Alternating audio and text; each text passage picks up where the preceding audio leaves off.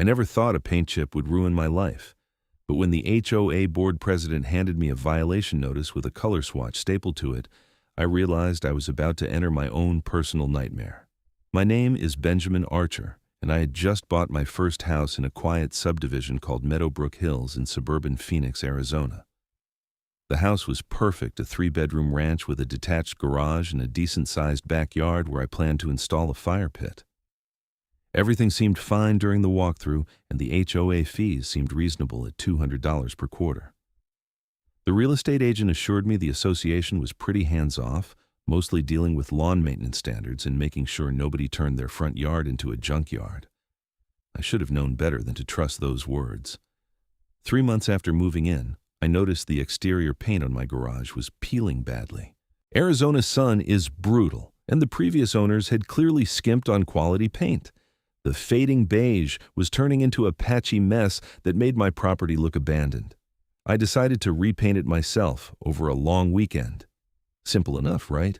I grabbed the HOA guidelines from the welcome packet I had received at closing and flipped through the section on exterior modifications.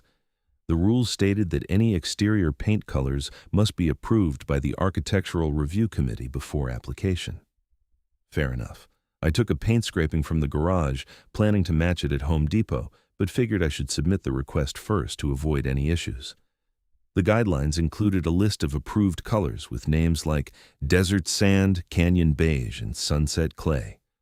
No specific paint codes or manufacturer information, just vague names that could mean anything. I filled out the architectural modification request form, checked the box for exterior paint, and wrote that I intended to match the existing beige color. I submitted it through the online portal and waited. 2 weeks later, I got a response that made my stomach drop. The email came from Patricia Cunningham, the HOA board president. She informed me that the existing color on my garage was not actually an approved shade. According to her records, the previous owner had painted it without permission, and the color needed to be corrected. She attached a document with a single color swatch labeled Approved Garage Color Sage Whisper. I stared at my computer screen in confusion. Sage Whisper? I looked at the swatch. It was a peculiar greenish-gray tone, almost like someone had mixed sage green with concrete gray and then added a hint of taupe.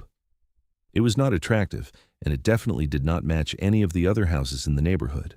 Every house I could see from my street was some variation of beige, tan, or light brown. Nobody had this weird sage gray color. I called the HOA office number listed in the email. A woman answered with a chipper voice. Meadowbrook Hills, HOA, this is Deborah speaking. Hi, my name is Benjamin Archer. I live at 847 Saguaro Drive. I just received an email from Patricia Cunningham about my garage paint color, and I'm a bit confused. Oh yes, Mr. Archer. Patricia mentioned you might call. What can I help clarify? Well, the color she sent me, Sage Whisper, it does not look like anything else in the neighborhood. Are you sure this is correct? Absolutely. That is the approved color for your specific lot according to our architectural standards. Each section of the neighborhood has designated color palettes. But every house around me is beige or tan. That is because those homes were built during Phase 1. Your home is part of Phase 2, which has different standards. Sage Whisper is the required garage color for your section. I rubbed my temples. Okay, fine. Can you provide the paint manufacturer and color code? The swatch just says Sage Whisper. But I need to know where to buy this. There was a pause. The color is Sage Whisper. Any paint store should be able to match it from the swatch. Can you give me the original manufacturer? Like, was this Benjamin Moore, Sherwin-Williams, Behr? The records just say Sage Whisper. You will need to have a paint store match it. I thanked her and hung up, feeling uneasy but not yet alarmed. I scanned the swatch she had emailed me, saved it to my phone, and drove to the nearest Home Depot. At the paint counter, I showed the image to the employee, a middle-aged guy named Rick who looked like he had been mixing paint for decades. Rick squinted at my phone. What is this? It is a color swatch. I need to match this. He zoomed in on the image. Do you have the physical swatch? Matching from a phone screen is tricky because of color calibration. Can you try? He shrugged and pulled up the color matching software. After several attempts and adjustments, he created a sample. We walked outside to compare it in natural light. It was close, but not exact. Too much gray, not enough green. This is tough, Rick admitted. The color is right in between several base tones. Do you know what brand this originally was? No idea. My HOA just gave me this name, Sage Whisper. Rick typed it into his system. Nothing came up. He tried variations. Whispering Sage, Sage Mist, Whisper Gray. None matched. I've been doing this for 15 years, Rick said. Never heard of Sage Whisper. You sure that is the actual name? That is what they told me. Bring me a physical swatch if you can get one. Digital matching is giving me a headache with this one. I left Home Depot empty-handed and increasingly frustrated. I called the HOA office again and asked if they could mail me a physical swatch. Deborah said she would check with Patricia and get back to me. 3 days passed with no response. I followed up twice. Finally, Deborah called me back. Mr. Archer, Patricia says the swatch in the email is the official reference. You should be able to match it at any paint retailer. I tried. They need a physical sample or a manufacturer code. I am sorry, but that's all we have on file. I was starting to lose patience. Can I speak with Patricia directly? She is very busy with board duties, but I can pass along another message. Please tell her I need either a physical swatch, a manufacturer name, or a specific paint code. I cannot match this color otherwise. Another week went by. I received no response, but I did receive something else, a violation notice in my mailbox. According to the notice, I was in violation of HOA architectural standards for having a garage painted in an unapproved color. I had 30 days to correct the issue or face a fine of $100 per week. I immediately called the office. This time, Deborah was less chipper. Yes, Mr. Archer. We had to issue the violation. Your garage has been out of compliance since you moved in. But I have been trying to fix it. I cannot get the paint because nobody can tell me what Sage Whisper actually is. That is not the HOA's responsibility. You need to match the approved color. How can I match a color that does not exist? It exists. It is in our records. I felt my blood pressure rising. Can I appeal this? Can I speak at a board meeting? The next board meeting is in 3 weeks. You can submit a request to speak during the homeowner forum. I submitted the request immediately and spent the next 3 weeks researching paint colors and HOA law. I visited Sherwin-Williams, Benjamin Moore, and even a specialty paint boutique in Scottsdale. Nobody had heard of Sage Whisper. I brought the digital swatch to each store, and each time they created samples that were close but not perfect. I collected 6 different sample cards, each slightly different, none exactly matching the swatch Patricia had sent me. The evening of the board meeting arrived. It was held in the community clubhouse, a beige stucco building near the neighborhood entrance. I arrived 15 minutes early and found about 20 other homeowners scattered across the folding chairs. At the front table sat 5 board members. Patricia Cunningham was easy to spot, a woman in her early 50s with short blonde hair, styled in that aggressive suburban mom cut, wearing a blazer despite the 80-degree evening temperature. She had that look of someone who had never been told no in her entire life. The meeting started with routine business budget reports, landscaping contract renewals, discussion about pool hours. Finally, they reached the homeowner forum. Patricia looked at her notes. We have one speaker tonight, Benjamin Archer, regarding a paint violation. Mr. Archer, you have 3 minutes. I stood and walked to the front, my folder of paint samples in hand. Thank you. I am here about the violation notice I received for my garage color.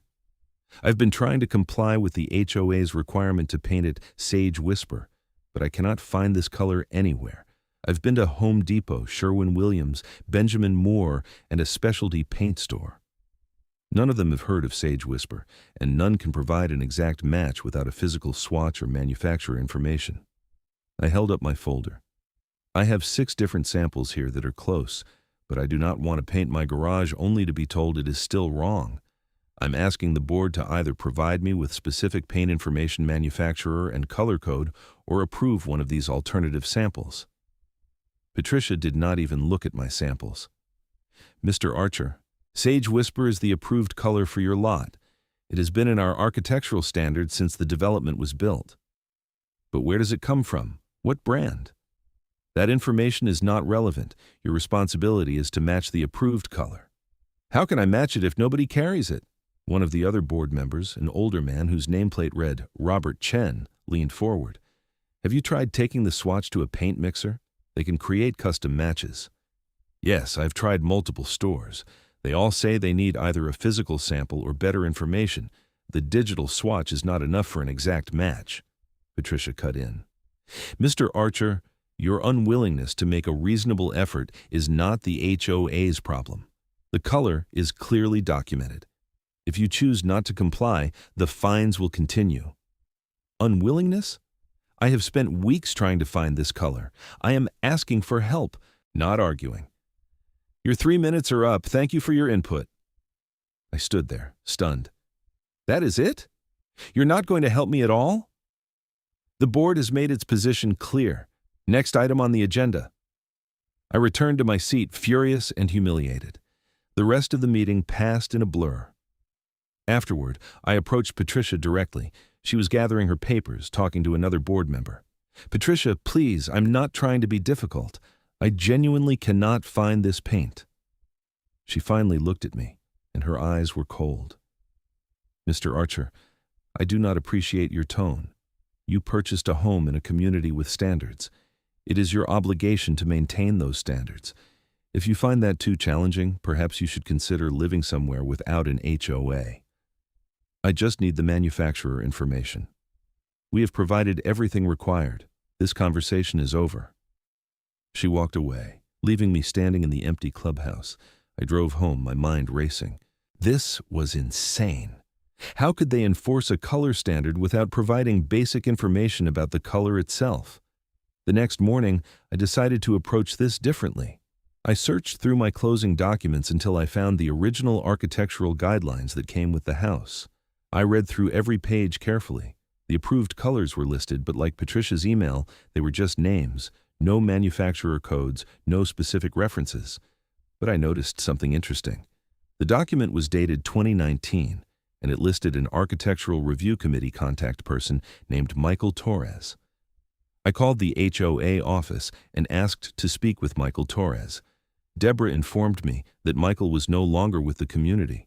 He had moved to New Mexico 2 years ago. I asked who replaced him on the committee.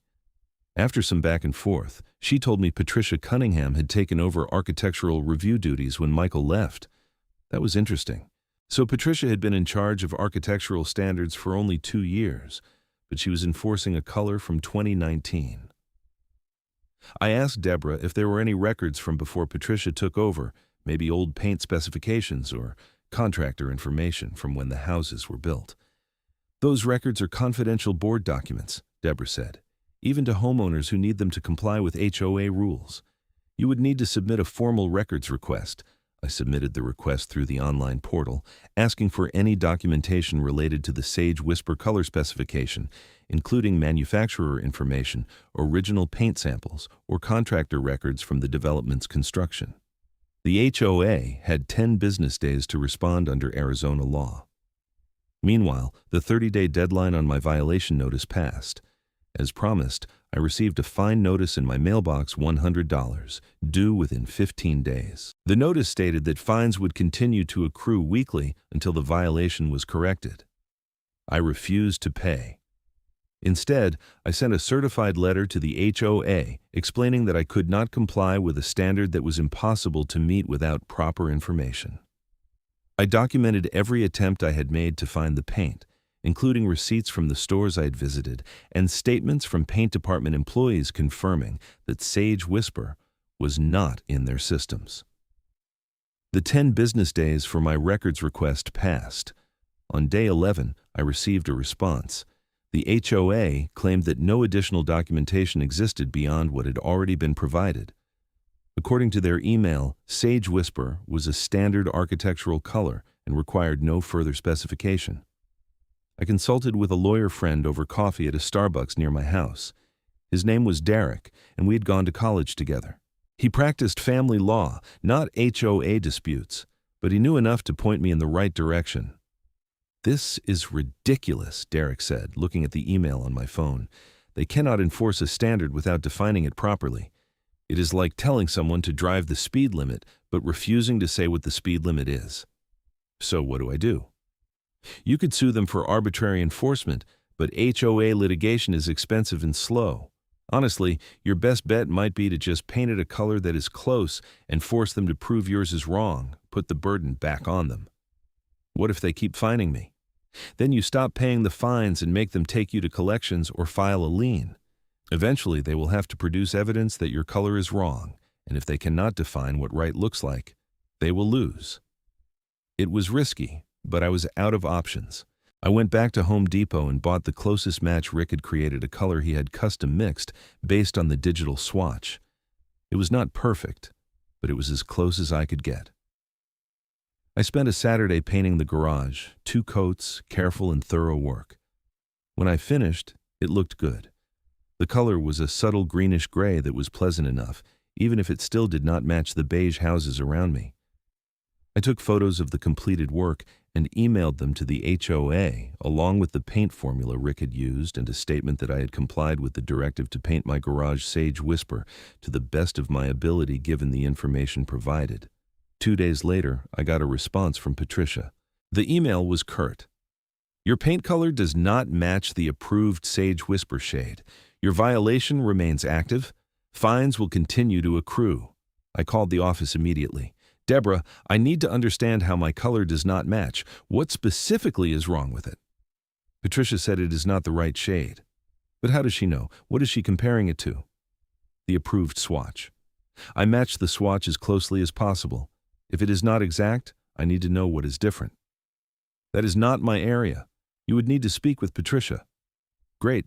Can you transfer me to Patricia? She is not available right now. I felt like I was losing my mind. When will she be available? I can have her call you back. She never called back. Instead, I received another fine notice the following week, $200 total now, then $300. The fines were adding up faster than I could process what was happening. I stopped paying my quarterly HOA dues in protest, figuring if they were going to fine me arbitrarily, I was not giving them any more money until this was resolved. That turned out to be a mistake. Within a month, I received a letter from a law firm representing the HOA. I was now delinquent on both fines and dues, totaling over $800. If I did not pay within 30 days, they would place a lien on my property. I hired an attorney.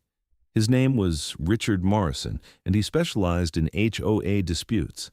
His office was in downtown Phoenix in one of those glass towers that cost a fortune just to park near. Richard was in his 40s, wearing an expensive suit and radiating the kind of confidence that comes from winning a lot of cases. Tell me everything, he said, leaning back in his leather chair.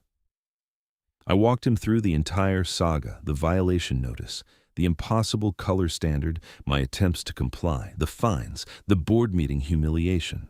Richard took notes, occasionally nodding or raising an eyebrow. When I finished, he set down his pen. This is one of the more absurd cases I have seen, and I have seen plenty. The HOA is enforcing a standard they cannot define, which violates basic principles of fair notice. You cannot be punished for failing to comply with a rule that's impossible to follow. So I have a case? Absolutely. But here's the thing, HOA litigation can get nasty. They have a legal fund paid for by homeowner dues, so they can drag this out. Are you prepared for that? I do not want to spend years in court over paint. Then let me send them a demand letter first. Sometimes that is enough to make them back down. I will cite the legal issues and make it clear that if they pursue this, they will lose and potentially face counterclaims for harassment and legal fees. Do it. Richard drafted a detailed letter outlining the problems with the HOA's enforcement. He cited Arizona HOA statutes, case law on arbitrary and capricious enforcement, and included all my documentation showing my good faith efforts to comply. He demanded that the HOA immediately rescind all fines, provide proper paint specifications, or approve my current garage color. He gave them 2 weeks to respond. The response came back in 10 days. It was from Patricia herself, not the HOA's attorney. The email was unbelievable. She claimed that I was being unnecessarily difficult, and that Sage Whisper was a well-known industry standard color. She accused me of intentionally painting the wrong color to thumb my nose at community standards. She concluded by stating that the fines would not be rescinded and that if I continued to refuse payment, they would proceed with the lien. Richard called me after reading the email. She is either delusional or lying. I've been practicing for 18 years, and I have never heard of Sage Whisper. I called 3 paint experts I know, and none of them have either. So what now? Now we file suit. This is going to trial. We filed a lawsuit in Maricopa County Superior Court. The complaint alleged that the HOA was enforcing an unconstitutionally vague standard, engaging in arbitrary and capricious enforcement, and harassing me in violation of Arizona HOA law.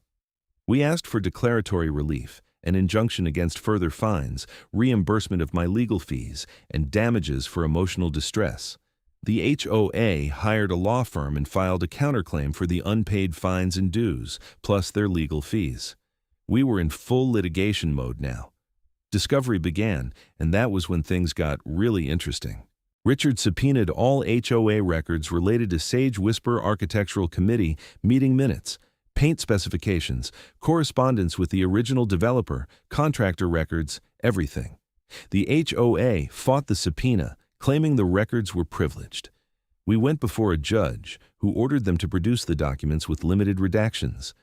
When the records arrived, we hit gold. There was no documentation of Sage Whisper anywhere in the original architectural standards from the developer. The color name appeared for the first time in meeting minutes from March 2023, 3 months after Patricia became board president. The minutes showed that Patricia had proposed updating the approved color list for Phase 2 homes.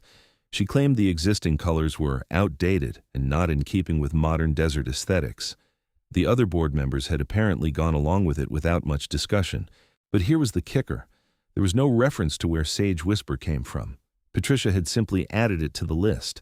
No paint company consultation, no sample cards, no manufacturer codes. She had made it up. Richard was ecstatic when he showed me the documents. She invented the color. This is insane. Can she do that? Technically, the board has discretion to set architectural standards, but they have to be reasonable and enforceable. You cannot create a color out of thin air and then punish people for not matching it. We went deeper into discovery. Richard deposed Patricia. I was not allowed in the room, but he recorded it and let me watch later. Seeing Patricia on video was enlightening. She was defensive from the start, her arms crossed, her jaw set in that stubborn way I remembered from the board meeting. Richard asked her directly, "Where did the name Sage Whisper come from?" Patricia shifted in her seat. "It is a color that complements the desert environment. But what is the source? Is it from Sherwin-Williams, Benjamin Moore, another manufacturer?" "It is a standard color." "Standard according to whom?" "According to the Architectural Committee." "Did you consult with any paint manufacturers when you selected this color?" "That was not necessary." "Why not?" "Because the board has the authority to set color standards." "But how can homeowners comply with the standard if they cannot obtain the paint?" "They can have it custom matched." "Custom matched to what? There is no physical sample." Patricia's face flushed. "The swatch I provided is sufficient." "But Mr. Archer tried multiple paint stores, and none could create an exact match. What is he supposed to do?" "He should try harder." Richard paused the video at that moment. "This is where she lost the case," he said. "That answer right there." We also deposed Deborah and 2 other board members. Deborah admitted she had no knowledge of where Sage Whisper came from and had simply followed Patricia's instructions. The other board members were equally clueless. One of them, Robert Chen, actually seemed uncomfortable during his deposition. "Did you ever question where Sage Whisper came from?" Richard asked him. Robert hesitated. "I assumed Patricia had done her research." "But you never verified that?" "No, I trusted her." "Did you know that no paint manufacturer carries a color called Sage Whisper?" "I did not know that."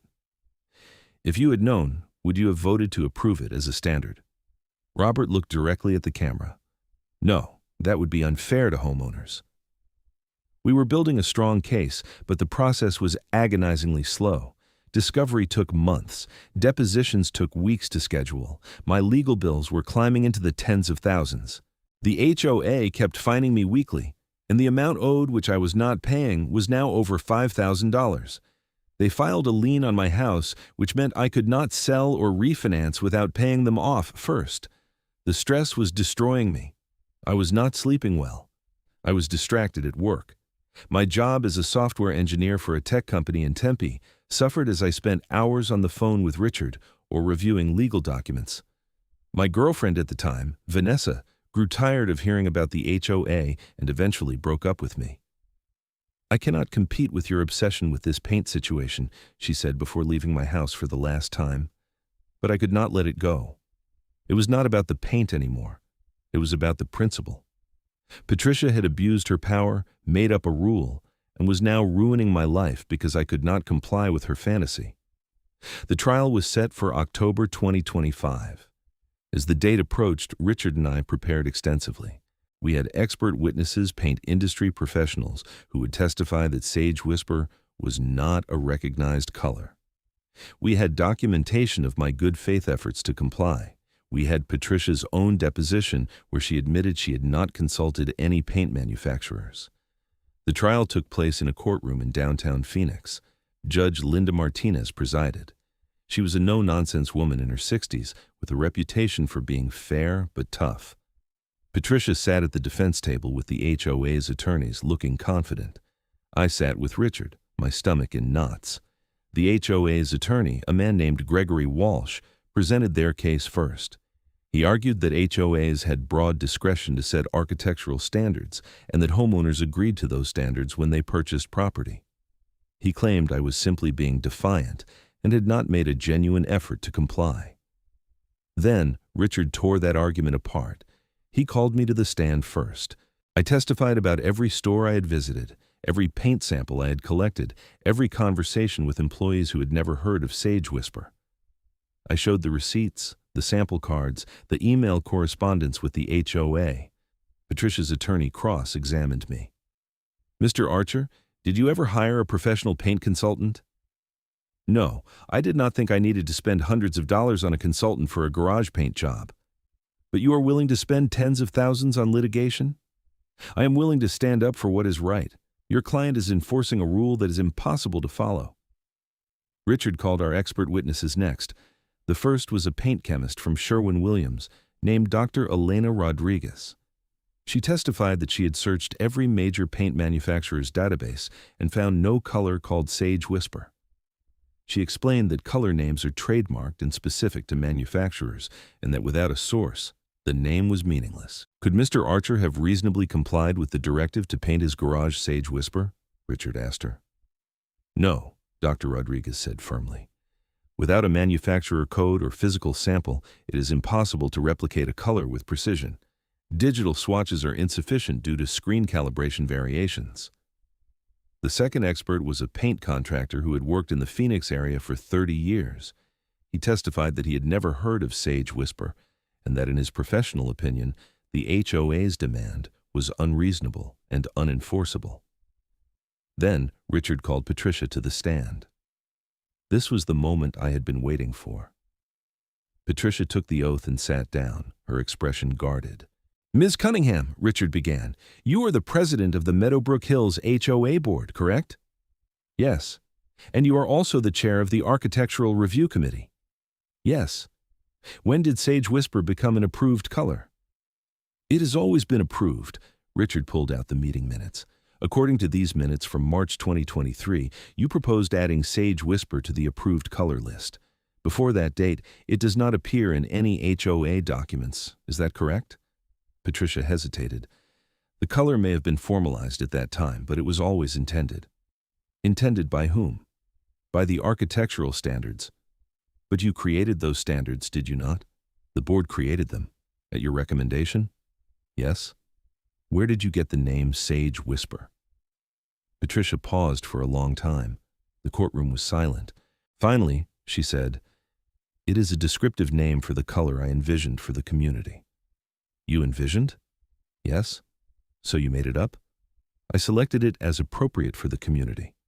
"Did you consult with any paint manufacturers?" "No." "Did you provide any manufacturer codes or physical samples?" "The swatch was sufficient." "But it was not sufficient, was it? Mr. Archer could not find the paint." "That is not my fault." Richard leaned forward. Ms. Cunningham, is it fair to fine a homeowner for failing to comply with a standard you invented, which no paint company recognizes and which cannot be obtained anywhere? Patricia's face went red. He could have tried harder. How? What more could he have done? He could have hired a professional. To do what? Create a color that does not exist? The HOA's attorney objected, but the damage was done. Patricia looked flustered and angry. Richard had made his point. In closing arguments, Richard was passionate.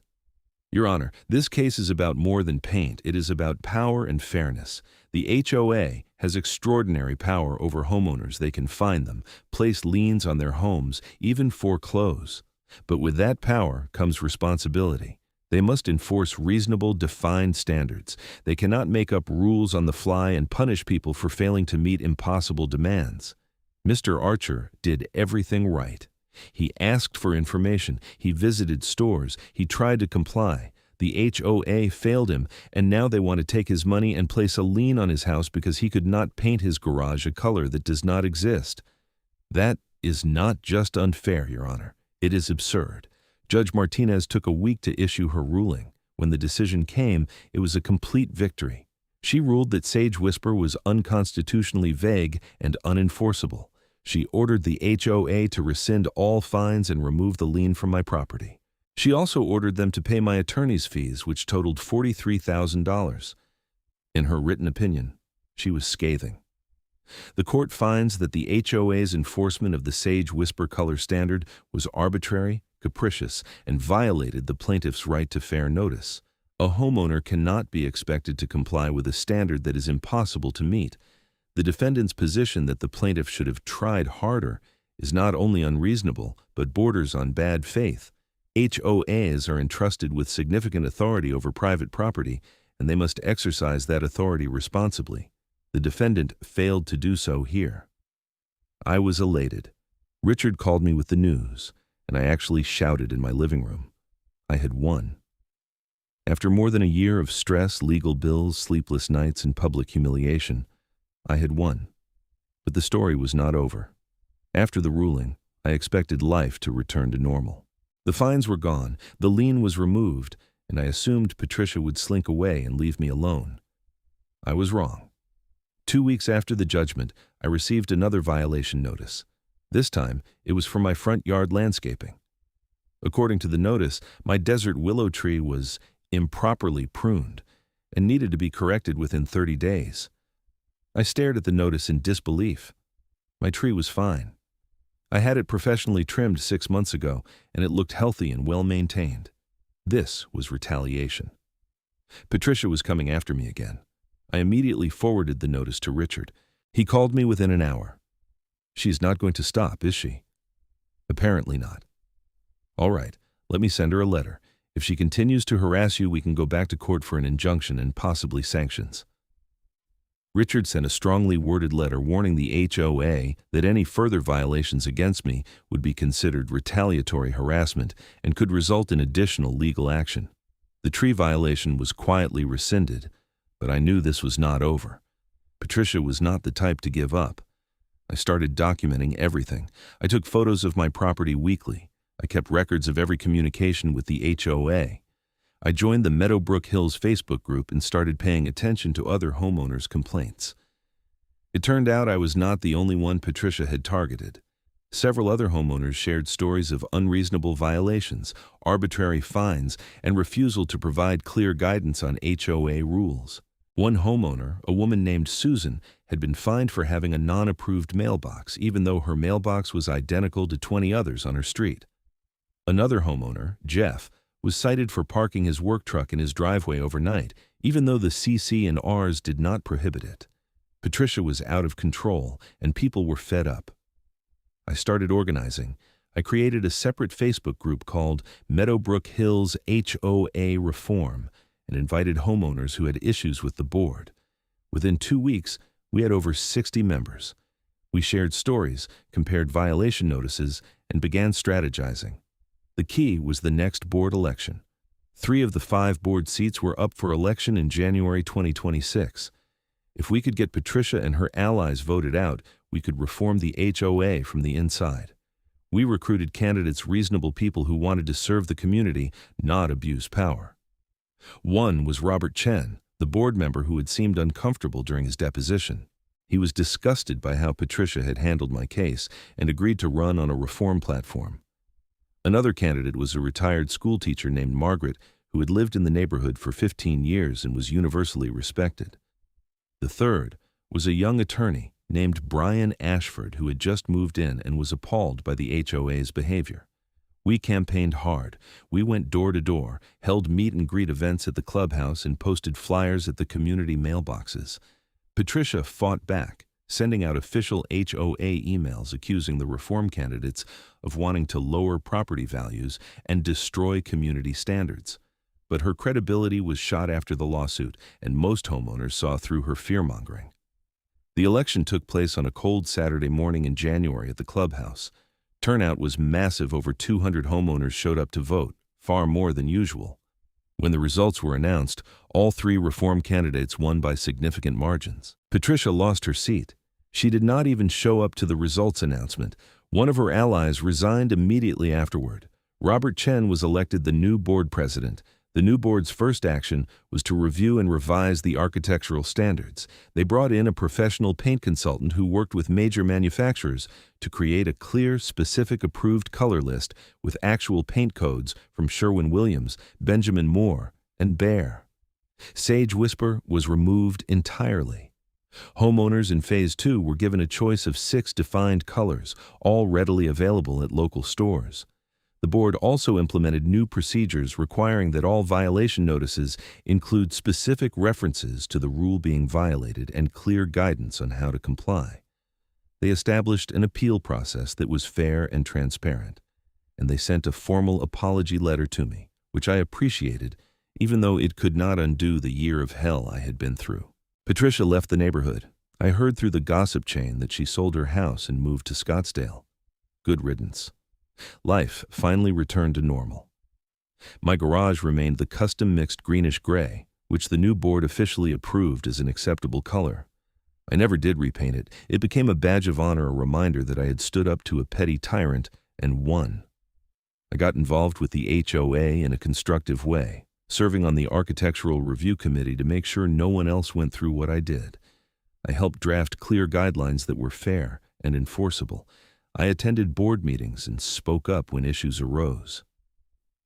Meadowbrook Hills became a genuinely pleasant place to live again, a community where people looked out for each other instead of looking for reasons to fine each other. Looking back, the whole experience taught me valuable lessons about standing up for yourself, the importance of community organizing, and the dangers of unchecked power. HOAs can serve a legitimate purpose, but they need accountability and oversight. When one person is allowed to abuse their authority, it can make life miserable for everyone. I also learned that legal battles are exhausting and expensive, but sometimes necessary. If I had just given up and paid the fines, Patricia would have continued abusing homeowners with impunity. By fighting back, I not only cleared my name, but helped reform an entire community. My legal bills were eventually paid by the HOA as ordered by the court, though it took months of additional wrangling. Richard became a good friend through the process, and we still grab coffee occasionally to laugh about the absurdity of the Sage Whisper saga. I met someone new too, a woman named Victoria, who moved into the neighborhood a few months after the election. She had heard about the lawsuit and thought it was hilarious. We bonded over shared horror stories about bad HOAs, and things developed from there. She is smart, funny, and refreshingly unconcerned about paint colors. We have been together for several months now, and she has brought a lightness back into my life that I did not realize I had lost during the ordeal. My house is finally mine again. The garage, the yard, the front door, all mine, without the constant fear of violation notices. I take care of my property because I have pride in it, not because some power-hungry board president is watching from her window waiting to pounce. Sometimes I drive through the neighborhood and see houses painted in the new approved colors, each one with a clear manufacturer code listed on the HOA website.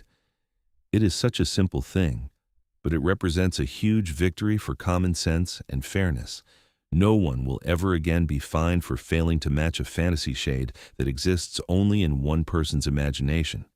The Meadowbrook Hills community is thriving now. Property values have actually increased since the reform, contrary to Patricia's dire predictions. People are friendlier, more engaged, and less afraid of their own HOA. The Facebook group is still active, but now it is mostly used for organizing social events, sharing recommendations for contractors, and welcoming new residents. I never wanted to become an HOA activist. I just wanted to paint my garage. But sometimes life forces you into fights you did not choose, and you have to decide whether to roll over or stand up. I chose to stand up, and while it cost me time, money, and significant stress, I do not regret it.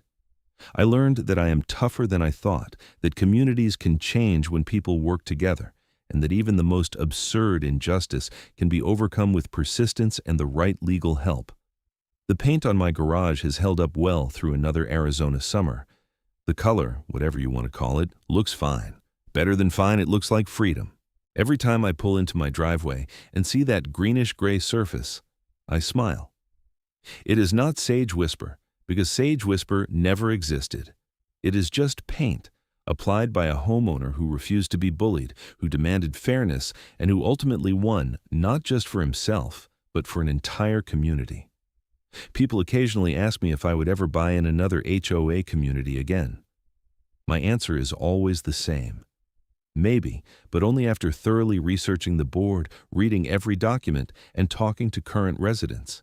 HOAs are not inherently evil, but they attract people who enjoy wielding power over others. The key is making sure those people never gain control, and if they do, having the courage to remove them. As for Patricia Cunningham, I have no idea what she is doing now. Part of me hopes she learned something from the experience, that she realized the damage her arbitrary behavior caused and changed her approach. But honestly, I doubt it. People like that rarely change. They just find new places to exercise their need for control. I feel sorry for whatever community she landed in next. I still live in my house on Saguaro Drive. Victoria and I talk about the future sometimes, maybe marriage, maybe kids, maybe moving to a bigger place eventually. But for now, I'm content. My home is truly mine, maintained to reasonable standards that I can actually meet. My neighbors are friends, not adversaries. The HOA serves its proper function without overreach. And my garage is painted exactly the color it should be, a color that exists in the real world, that I could purchase at a store that matches the sample I selected. Not a fantasy shade conjured from the imagination of someone drunk on petty power. Just regular, ordinary, perfectly acceptable paint. That is all I ever wanted. And after a year-long legal battle, thousands in legal fees, countless sleepless nights, and a community uprising that overturned an abusive board, that is what I finally got. Justice, fairness, and a properly painted garage.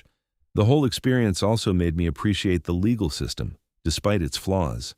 Yes, it was slow and expensive, but it worked. Judge Martinez saw through the HOA's nonsense and ruled correctly. The law protected me when I had nowhere else to turn. That matters. I have the court ruling framed in my office now, not because I am obsessed with the past, but as a reminder. A reminder that standing up for yourself matters, that institutions with power must be held accountable, that ordinary people can win against entrenched interests if they are willing to fight. Richard still practices HOA law in Phoenix, and I have referred several people to him. He told me recently that my case changed how he approaches these disputes. He is more aggressive now, more willing to take abusive HOAs to trial rather than settling. The Sage Whisper case, as he calls it, proved that judges will side with homeowners when the HOA's behavior is clearly unreasonable. The paint industry even took notice. Dr. Rodriguez, the expert witness, wrote an article for a trade publication about the importance of standardized color naming and the problems that arise when colors are poorly defined. She cited my case as an example. I never imagined my garage paint would become a cautionary tale in paint industry journals, but here we are. Life has a strange way of taking insignificant things and turning them into defining moments. A peeling garage should have been a weekend project, scraping, priming, painting, done. Instead, it became a year-long ordeal that tested my resolve, drained my bank account, and ultimately transformed an entire community. I would not wish that experience on anyone, but I'm grateful for what came from it. I'm stronger now, more confident in my ability to handle adversity. I have deeper friendships with neighbors who stood with me during the fight. I have a girlfriend who values the same things I do: fairness, integrity, and standing up for what is right. And I have a community that learned the hard way what happens when power goes unchecked and took action to fix it. The garage looks great, by the way. The color has a certain character to it, a uniqueness that reflects the battle it represents. Visitors sometimes ask about it, why it is a different color than the other houses. I smile and tell them the story, usually the abbreviated version. If they are really interested, I will dive into the full saga, complete with legal documents and depositions. Most people are shocked that an HOA could be so unreasonable, but anyone who has lived under an abusive HOA knows that my story is not unique. It is extreme, perhaps, but the fundamental problem, petty officials abusing their power over trivial matters, is depressingly common. That is why HOA reform matters. That is why homeowners need to stay engaged, attend meetings, run for the board, and hold leaders accountable. The alternative is living under the whim of people like Patricia, who view their position not as a service to the community, but as a license to impose their personal preferences on everyone else. Meadowbrook Hills is better now. Not perfect, no HOA ever is, but better. Functional, fair, focused on actual community needs rather than manufactured violations designed to justify the board's existence. And me, I'm better too. Scarred by the experience, certainly, but also strengthened. I learned that I could withstand pressure, that I could fight back against injustice, and that persistence pays off even when the odds seem impossible. My garage is painted. The color is not Sage Whisper, because Sage Whisper was never real. It is a custom mix, close enough to Patricia's fantasy that it could pass, distinct enough that it tells the story of a homeowner who refused to be bullied. Every time I park my car and walk past that gray-green wall, I remember. I remember the frustration, the anger, the fear, but I also remember the victory, the vindication, and the community that came together to demand better. That garage represents more than just compliance with architectural standards.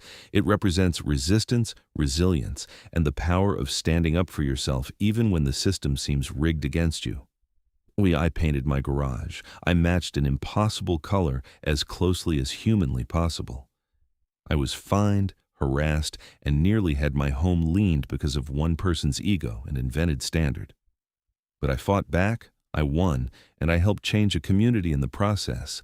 And honestly, after everything, I kind of love that weird gray-green color. It is mine. Hard-earned, battle-tested, and representing the best of what I'm capable of when pushed to the edge. That is the story of how an HOA forced me to match a paint color no supplier carries, fined me for failing to match their fantasy shade, and how I ultimately won. It is a story about paint, yes, but more importantly, it is a story about justice, community, and refusing to accept the unacceptable. My name is Benjamin Archer. I live at 847 Saguaro Drive in Meadowbrook Hills, Phoenix, Arizona, and my garage is painted exactly the color it should be.